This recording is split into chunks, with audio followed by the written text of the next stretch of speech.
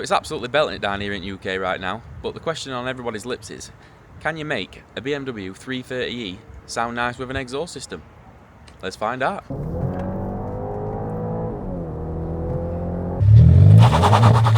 It absolutely rips. Oh.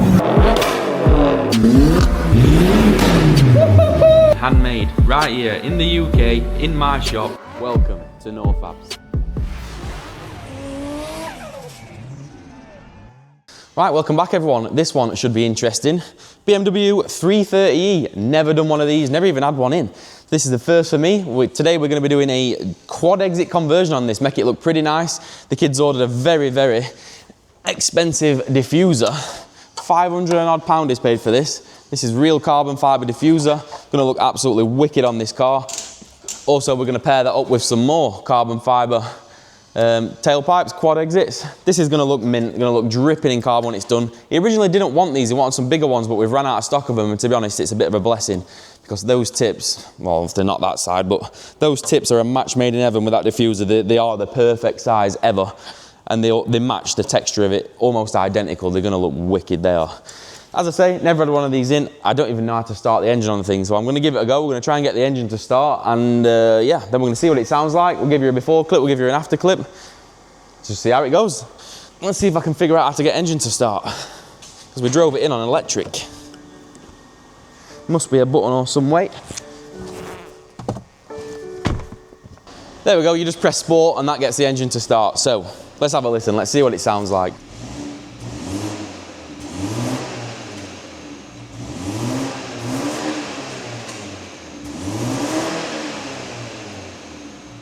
So it does actually have an exhaust valve on this side, but switching through Sport and Eco doesn't seem to make any difference, doesn't seem to open valve or do anything, so I'm not too sure how you work that. I'll be honest, I haven't got alt time at wheel today, so that's the sound we've got. We are doing a back box delete, valve's going to be irrelevant after this, so let's get it on ramp, let's have a look what setup looks like underneath.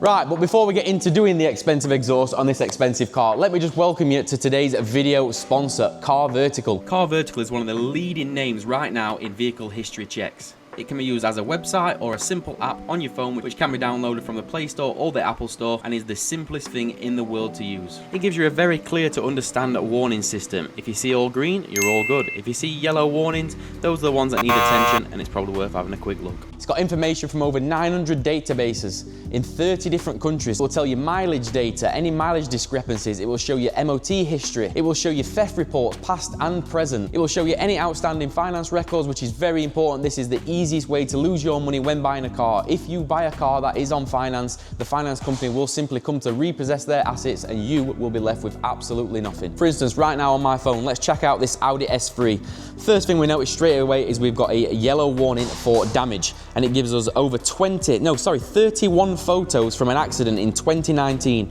Now, as you can see, you can click on each individual one of these photos and they are very in-depth. It shows you the extent of the damage that this vehicle suffered, right down to the interior pictures. We've got a green marker for financial, so this is not on finance. We've also got a green marker for theft. So this vehicle is not being reported as stolen, and it's never got any theft records found either. The other thing that I really like about CarVertical is the timeline that it gives you. It gives you the vehicle timeline all the way down into manufacturing, right down to the day it was repaired. It shows you everything on a very easy to read timeline. That's a really nice feature, I really like that. Another nice feature is it actually gives you the average market value. Again, this is a good feature. This makes sure you're not overpaying for a vehicle. It gives you a rough sort of price of a guideline of the market at the time. Nice feature, again, I really like that. But one feature that is really nice, if you are thinking about buying a accident damaged vehicle, as we know, they are much cheaper. The vehicle may still be damaged. It gives you an estimated repair cost. Now, this could be really useful if you want to save a bit of money and you do fancy buying a categorized car. That gives you a rough indicator of how much it will cost you to repair that car. So if you are thinking about buying a vehicle, make sure you do your CarVertical checks. Don't get stung with a car on finance. Don't buy a car that's been damaged that you don't know about. Do your checks using the discount code right here on the screen. All the CarVertical information will be in the description below. Let's get this exhaust done. So before we start cutting, let's have a little look at this exhaust system, what it looks like from factory. The diffuser is obviously going to be changed. I'm really hoping that that carbon fibre one fits on. It was very expensive. I don't want to end up bending it and trying to get it into position. I'm hoping that's going to clip on. It's not from carbon factory. I'm not too sure where it's from, so we will see that about fitment on that. We are only doing a dual exit conversion today, so the exhaust will be getting cut around here somewhere. We'll be clamping to the original exhaust, converting it into a dual split, and then straight into the tips. Here is the original valve. I couldn't really figure out how to get this to open or close from in the car, but when I've done my exhaust today, it will be irrelevant anyway. The valve will be of absolutely zero function after I've done what I'm doing. So yeah, this is a 2021 car, so that there is a gasoline particulate filter, or a GPF for short. You've heard me talk about these on the channel before. This will probably work well for us today, as that's going to restrict some sound, which is kind of what we want really. We don't want this to be incredibly loud. The benefit of this is it is part electric, so it can be driven in electric, or when you want some noise, switch the engine on and you will get some. So let's cut this off. Let's see what this diffuser fits like.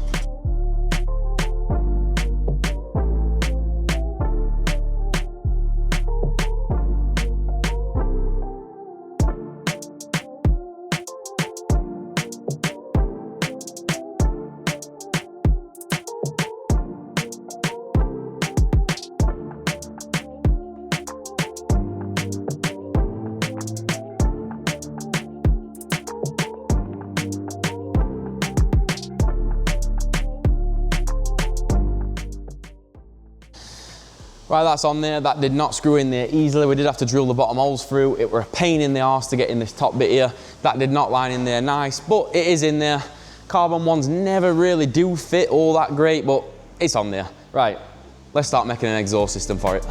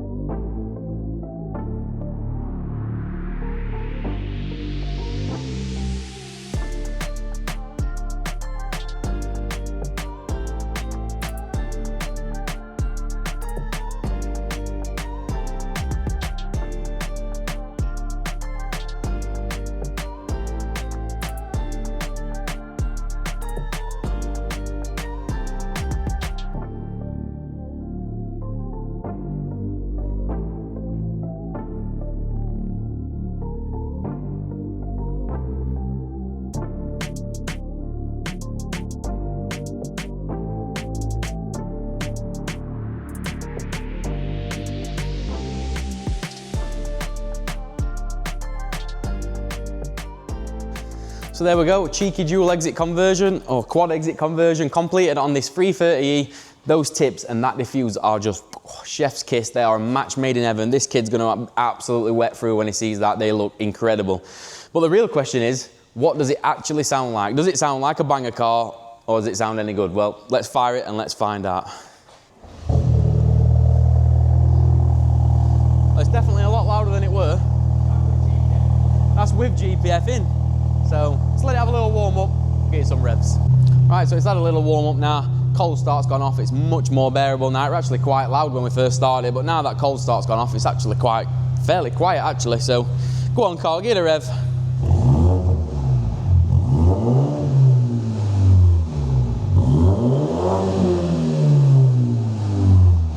Not bad. Wouldn't say it sounds like a Ferrari, but not bad. So I guess next thing to do is let's get this out on road. We'll do some flybys, we'll see what it actually sounds like on road, exterior shots, little launch.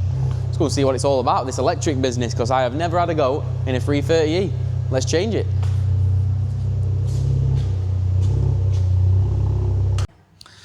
Well, we were going to run this 330e on the Draggy, just for jokes, but as we can see, it's absolutely belting it down. So, we're going to give it as best shot. I were going to use 360 camera, we're not going to bother with that because it just doesn't really do very well in rain, it just gets water all over it. So we're going to probably get GoPro in here, get you a couple of flybys, Bear with me, folks. I'll do it best I can. I am in the UK. It does rain 80% of the time, and today is one of those days, so I'll get you best I can.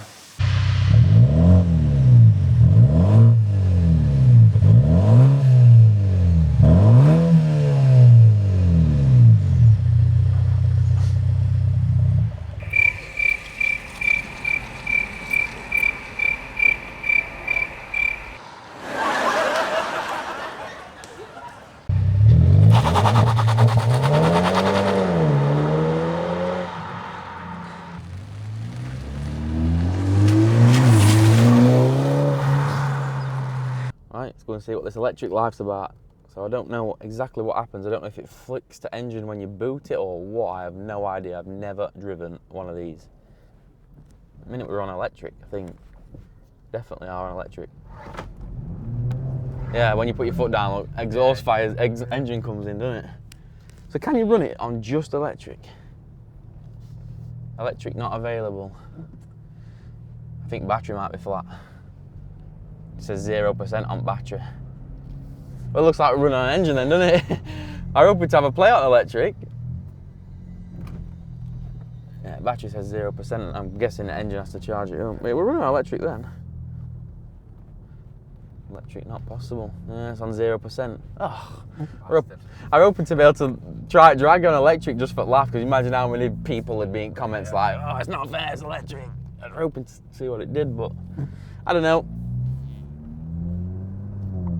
The exhaust not too loud, I'll tell you that. It's got a bit of a burble. Let me know in the comments, do these only run on electric like for slow speed or what? I've no idea. Where's this electric now, look? Let's try and pull away gently, see if it stays in electric. Yeah,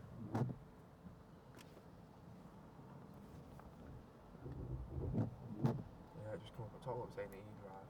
Yeah.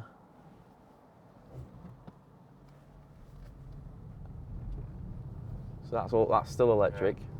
It's up to 40, look, up to 40 mile an hour. Where does it say that? Oh, right, yeah. Cuts in at 30. Yeah. Must be a way to stop that though. It does set batteries on 0% though. Whoa.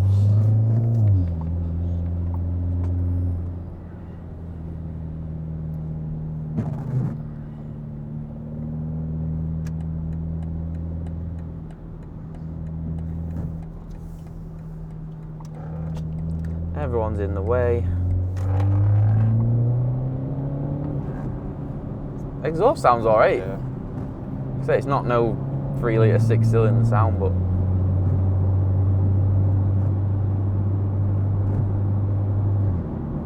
top gear, fairly quiet. Oh, it's got another gear, 7th gear. No. Right, so if you're thinking of doing this mod to your 330e, what I can tell you is at 70 mile an hour, it's silent. Can't even hear it. Once it changes into that 7th gear, you cannot even hear exhaust. When it changes down, look, you can hear it. Now you get back into 7th again. Absolutely silent. No drone whatsoever. So a nice little mod to get you some exhaust noise. It doesn't know what gear it wants to be in. If it's because it's in sport and it keeps gearing down for me. Oh, there you go. It's like you could put it in electric now. It has, isn't it? That's an electric, isn't it? Yeah. So I just pressed electric and it switched over to electric. Yeah. It'll let you run electric up to 80 mile an hour. Yeah. That is a mad little thing, that. Just leave it off a minute. That is mad. Silent now. Definitely no drone now. Can't hear anything. That's mad. There you go. Back to sport and it bangs the engine back on.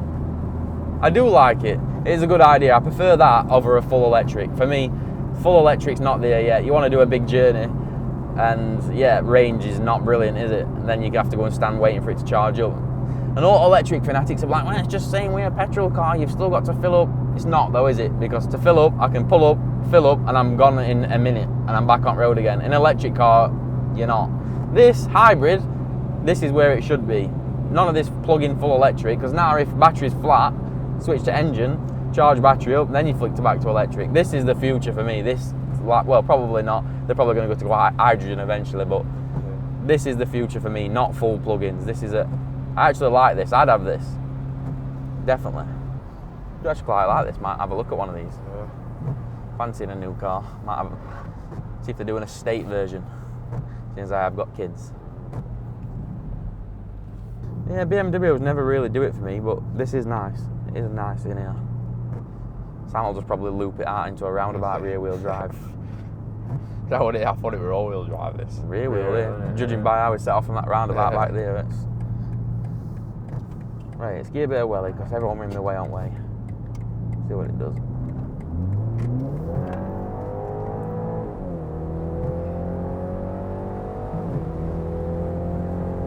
It's not slow. No. It's not slow, but it's not fast either. I bet they're heavy, these, though, with battery. Yeah, I bet battery's massive. It takes a while to charge that battery up on engine. Look, that's gone to 1 mile now. From 0%, it's gone to 1 mile on electric. Well, that's all we need for Draggy. Will it need quarter mile?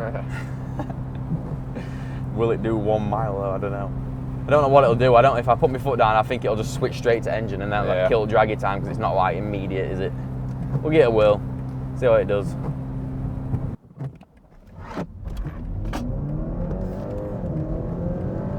Well, I tell you what. Oh, yeah, I bet that got off pretty quick then. That. Not bad. That 7 seconds in rain. So I was going to do it twice. I would do it once in electric, once in engine, but it kind of got off at line in electric and then switched straight to engine. Do you know what? We'll never do better than that in this. No. Absolutely bouncing it down. 7.08, sorry. 7 seconds in absolutely belting it down rain in a rear wheel drive. I'll take that. I'll take that all day. That is actually a decent. It got off at line mint with electric, didn't it? So hopefully you've enjoyed this video. Kind of the first hybrid vehicle we've had on the channel. We've done bits and bobs on hybrid cars before, but I've never actually had a go in one. So yeah, very first time electric on the NoFabs channel. Hopefully you've enjoyed it. We'll catch you in the next video.